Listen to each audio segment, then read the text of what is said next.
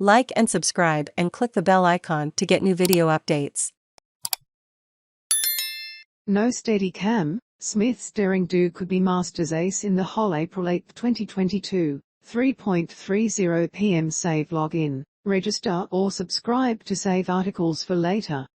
Share normal text size, larger text size, very large text size. Can we hear it for Cameron Smith? No, not him, the other Cameron Smith. The one with the mullet and the smile. The Queenslander who has been tearing up golf courses around the world in recent times and who, as we speak, is tearing up the Augusta Masters. After the first day he was tearing it up in a good way.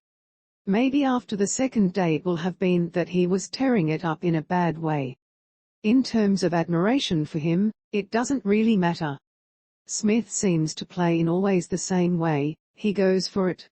He drives hard and fast, attempts impossible shots, never seems to hesitate when confronted with outrageous odds. If he was a pint boat captain, he would be the one giving the orders to the engine room, RRRRRAMMING speed. The end result is that he is compelling to watch. Not for him, working the angles, playing the percentages. Not for him, hitting the gym so he can develop the muscle mass to hit the ball 50 meters further than anyone else. Not for him, throwing his clubs down and snarling when things don't work. He comes across as a fabulous Australian bloke, who plays the game the way it is meant to be played, and it just so happens that approach has taken him to the very top of the world of golf. Bravo, young man, and good luck over the next couple of days. As ever, if in doubt, go for it. We are watching, and very proud. Don't go breaking his heart. Tiger Woods nails a 71 on his first round at the Masters and is just behind the leaders. As I noted in my Thursday column, the fact that he is out on the course is extraordinary enough, let alone the fact he could be in contention. Which, of course, brings me to me. I don't want to go into my friendship with him, again, but you have forced my hand. See, about 25 years when Bill Clinton came to town and settled into the same Hotel Intercontinental where Woods was the guest of honor at a golf dinner being held on the first floor, there was a rumor doing the rounds that Clinton and Woods would meet for a drink later that evening. So, of course, as I saw Tiger coming back from the loo, I crash-tagged him to ask if it was true. Tiger Woods. He's back. Credit, John Shakespeare, he replied, and I quote, no, before moving on. Look, it might not sound like much to you, but it was everything to me.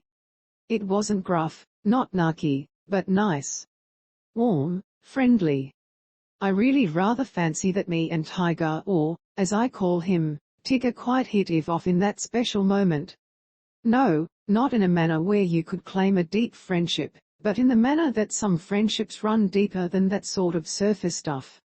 He said no to me. It's a moment I will always treasure. Anywho, when I briefly mentioned the encounter on Twitter this week, it prompted my friend, Craig Nornbergs, the former sports capo at both ABC and SBS, to briefly reminisce about his legendary former colleague and mate, the late, great Les Murray. The soccer commentator's dream interview was Elton John. You know, it makes sense. After all, as Craig pointed out, Les loved music, and Elton loves football. And there he is, Les. You both happen to be at Sydney Airport at the same time.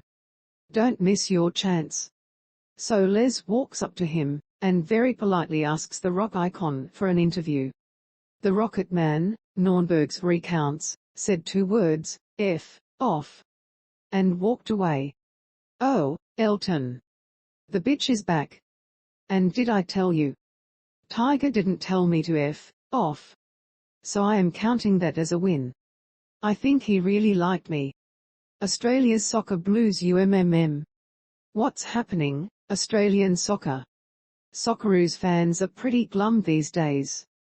Credit, Fairfax, why are we struggling so? True, it's not quite as bad as Australian rugby, but still pretty bad.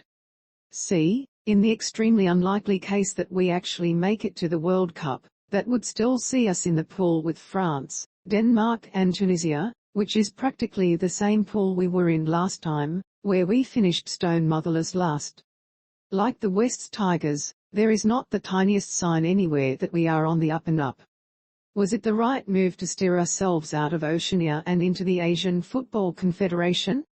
At least when we were in Oceania, we were a walk-up start to qualifying for all the underage World Cups, which gave all the youngsters great experience on the world stage from a junior age.